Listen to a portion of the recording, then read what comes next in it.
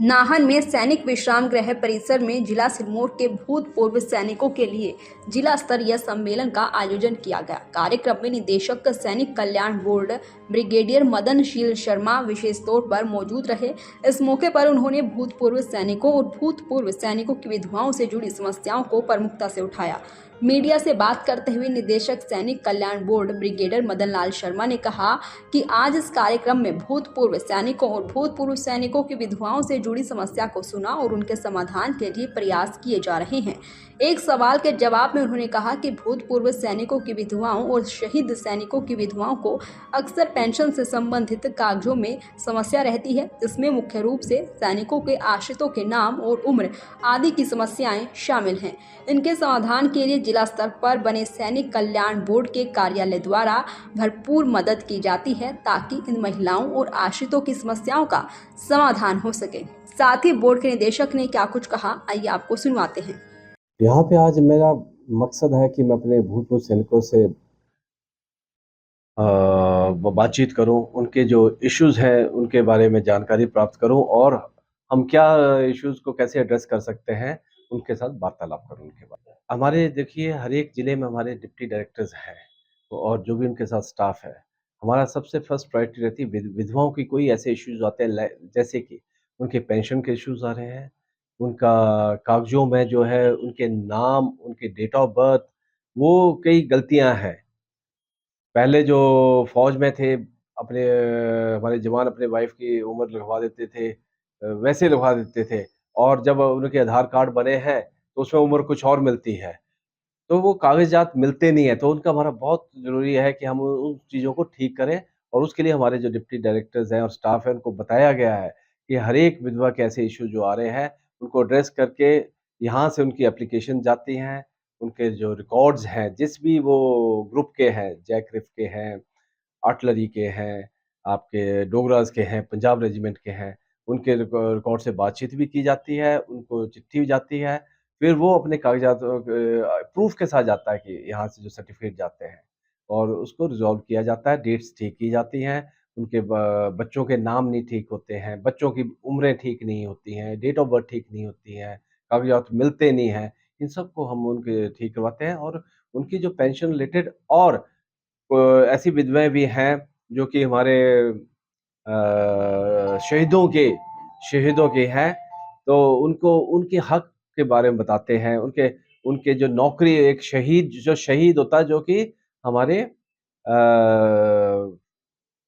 जब कार्य कर रहे हैं अपने बॉर्डरों के ऊपर, उस टाइम जो एक जवान दुश्मन से लड़ाई करते हुए या उग्रवादियों से लड़ाई करते हुए मृत्यु हो जाती है, तो उनके उनकी विधवाओं को हिमाचल सरकार और सेंट्रल गवर्नमेंट सरकार एडिशनल फैसिलिटीज़ देते हैं। उनके बच्चों एक बच्चे को उनको नौकरी का भी प्रावधान है, जो कि हिमाचल गवर्नमेंट ने भी रखा हुआ है और प्रायोरिटी में दी जाती है उनको, बच्चों को नौकरी। तो ये चीज़ें उनको जो है बताई जाती हैं, जिससे कि वो अपने उस चीज़ को अप्लाई करें उस चीज़ के लिए। दूसरा उनके बेटियों को जिनकी शादी वो होती है, उनकी अनुग्रह राशि जो दी जाती है हमारी सेंट्रल गवर्नमेंट की तरफ से, तो वो भी उसका भी प्रावधान है, उसको बताया जाता है। उनको बोलते हैं अप्लाई कीजिए इसको। उनके बच्चों के एजुकेशन अलाउंस होता है, जो कि एक बच्चे के लिए ₹1000 है, तो हर महीने का।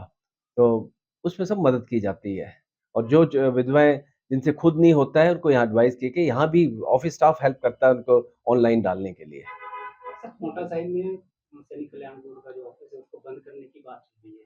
तो शायद कुछ सैनिक आए हैं, शायद आपसे मिलेंगे भी। क्या है मामला? हाँ, देखिए हम बंद नहीं करना चाहते हैं। ये टेम्परेरी बंद इसलिए किया है कि वहाँ पे जो सालाना खर्च है, एक चौकीदार की तनख़्वाह, सफाई वाले के जो डेली वेजेस पे रखे हैं उनकी तनख़्वाह, फिर वहाँ की रख-रखाव के लिए भी पैसा खर्च होता है। कभी च ब आपकी रजाइयाँ ख़राब हो रही हैं, कभी बाथरूम में नलके ख़राब हो रहे हैं। तो इसका सारा ये मैं आपको बताऊँ कि 1.5 साल में जो उसका खर्चा हुआ था 2023 से लेके जब अगस्त में हमने बंद किया 24 में, तो कोई 5 लाख के करीब था, सारा खर्चा सब मिला के प बिजली पानी का। तो और टोटल इनकम हुई हमारी 4 लाख।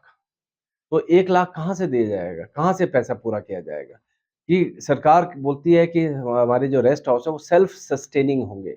इसके ऊपर सरकार आपके डेली का जो चलाते हैं, उसके अंदर आदमी रखते हैं, उसकी देखभाल के लिए केयरटेकर, सफाई वाला वगैरह जो भी है, वो आप उसकी इनकम से ही आप उसको पूरा करेंगे। तो जब इनकम में कम हो रही है और खर्चा ज़्यादा हो रहा है, तो इसका प्रावधान नहीं है हमारे पास कि हम पैसा कहाँ से दें। तो इसलिए इसे बंद रखा कि हमने सोचा कि अब इसका क्या किया जाए? कैसे इसको चलाया जाए? तो इसके लिए हमने एडवर्टाइज़मेंट निकाली इसमें कि हम आउटसोर्स पे देंगे। एक हमारे पास परवाणु में रेस्ट हाउस है, वो भी हमने आउटसोर्स पे दिया है। बढ़िया चल रहा है और इसमें आउटसोर्स देने पे जो हमारे भूतपूर्व सैनिक और जो इन सर्विस सैनिक होते हैं, जो सर्विस में उनका जो रूम चार्जेस होंगे, वो हमने फिक्स किया हुआ कि वो जो बाकी सैनिक रेस्ट हाउसेस में होंगे, वही लिया जाएगा उनसे। लेकिन जब खाली रहते हैं, तो कोई सिविलियन भी आदमी आना चाहता है, वो रह सकता है, उसका रेट डिफरेंट है। ये जो बने हुए हैं सैनिक रेस्ट हाउस, इसमें 50% हिमाचल गवर्नमेंट ने पैसा खर्च किया और 50% केंद्र सरकार ने दिया हुआ है। तो इसका जो सैनिकों के लिए इसलिए सस्ता रखा हुआ है, चाहे भूतपूर्व सैनिक हो, चाहे इन सर्विस सैनिक हों। उनके लिए और बाकी सिविलियंस के लिए, लेकिन बाज़ार से इसका रेट बहुत कम है। जैसे कि एक सिविलियन का जो है दिन का 700 रुपए के करीब खर्चा उसके चार्ज करते हैं। वहीं भूतपूर्व सैनिक के लिए एक 300 साढ़े 300 300 इस तरह से लेते हैं हम उनसे। तो ये शुरू हो जाएगा। हमने आउटसोर्स के लिए जो एडवर्टाइज़मेंट दी है कि आदमी अप्लाई करें और हम जो आएगा आगे, हम उससे जो भी आउटसोर्स चार्जेस लेंगे उससे और उसको दे देंगे, आप चलाइए। और हमारे भूतपूर्व सैनिक और जो सैनिक हैं सर्विस वाले, उनका किराया यही लिया जाएगा रहने का। बाकी आप अपने हिसाब से वहाँ पे कोई फंक्शन करवाना चाहते हैं, उसका रेंट लेना चाहते हैं उनसे, कोई वहाँ पे कभी बुक हो जाता है, कोई शादी वगैरह करवाना चाहते हैं, तो उनकी शादी का चार्जेस होते हैं, तो वो उनसे लेगा, वो उसके पास जाएगा, हमारे को मंथली किराया दे देगा। तो रेस्ट हाउस भी मेंटेन होता रहे और हमारी सरकार को भी कोई घाटा नहीं हो। दैनिक सवेरा के लिए नाहन से देवेंद्र वर्मा की रिपोर्ट।